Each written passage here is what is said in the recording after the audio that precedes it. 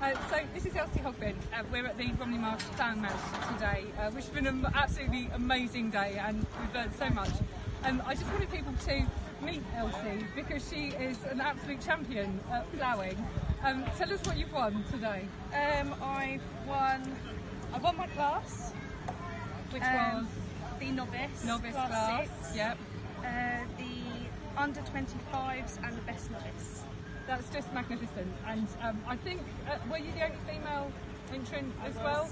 So that really is one for the girls. Congratulations. Definitely, yeah. So what farm are you with? A particular farm? Or? No, this is just a hobby.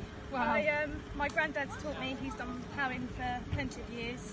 I've been doing it for 5, and today was my first plough match. I've done it by myself. Brilliant, So excellent. Well, you clearly have a I've talent. learned a lot. And where do you live? Canterbury. Okay, Yeah, okay. so not far away. Excellent, well done.